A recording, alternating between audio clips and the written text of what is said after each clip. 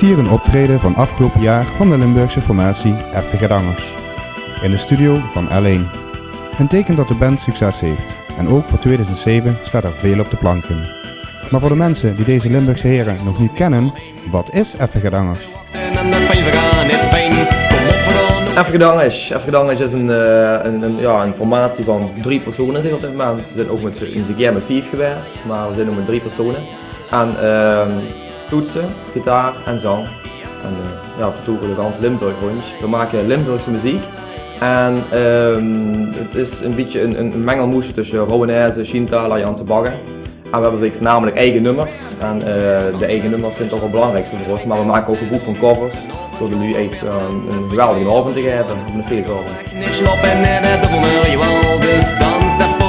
Ah zo, feestmuziek dus. Wat maakt Echte Gedangers dan zo anders? Wat is anders aan? Toen was het elkaar mocht ook het zeggen daar. Het is Echte Gedangers.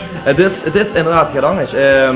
In de zin van de muziek. We maken dus van de ingrediënten maken we dus eigenlijk onze eigen muziek. We maken overal factor het uit, dus alles op de muziek. En dan hebben we een eigen sound. Echt, dat is niet even naar wat andere. En het is anders. We zijn niet een ganse band. Het klinkt wel als een band, maar we zijn niet een ganse band. Maar we zijn nog niet wie de gevoelige Limburgse artiesten die met z'n tweeën bijvoorbeeld bandopnames schrijven. We geven toch een iets meer live ding eraan door het gevoel te maken met instrumenten. Zoals gezegd gaat het goed met de band. Dit jaar zijn ze uitgenodigd voor de LVK en voor Nu of Nooit. Een wedstrijd waarvan de winnaar een podiumplaats op Pinkpop verdient. En juist deze combinatie is bijzonder. Dat is inderdaad heel erg uniek en zeker Nu of Nooit. Want ik vind feestmuziek op Nu of Nooit. Het is Echte Gedangers. Ja, ik weet dat FPL, de organisator, heel veel kritiek heeft gekregen over. Want ja, Nu of Nooit denkt aan metal, denkt aan gothic, hard rock, blues eigenlijk, ja blues, punk. En dan bent dan feestmuziek in de zin van carnavalsmuziek. Dus we hebben heel veel grote overdreven wat je kent zitten hier, dat heb je ook gepland. Nou, ze vond je de demo toch blijkbaar goed genoeg om ook een plaats kunnen oost te geven.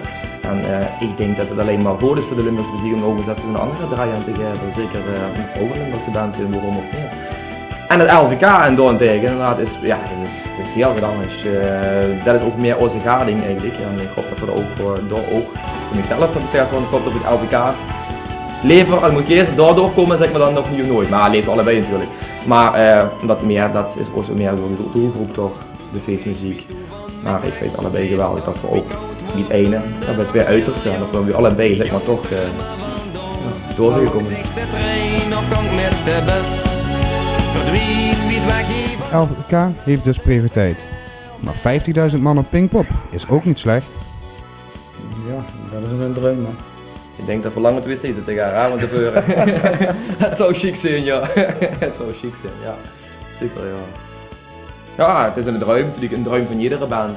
Zo zeggen, anders hebben we nu opgegeven de veur en ik laat het er afkomen. Ach ja, Pinkpop of niet, het gaat in ieder geval de goede kant op. En wie weet kunnen de heren over een aantal jaar wel leven van de muziek. Dat weet ik niet. Dat ligt eraan de hit hè. Als ze dan scoort dan is het er al. Ook een ene goede hit. Ook een goede hit te maken. Dus ik denk dat het het doel is van iedereen. Er zijn bandjes die zeggen van het is voor mezelf, ik maak muziek voor mezelf. Maar op het moment dat ze, wie spreken voor veel publiek kennen het liedje kunnen horen, zal niemand nee tegen zeggen. En op het moment dat ze zeggen van je kent er ook geld met verdienen of van lijf wie spreken, zal er niemand nee van zeggen. Dit is gewoon, dit is toch een droom van iedereen, ja. Om van die hobby die beroep te maken.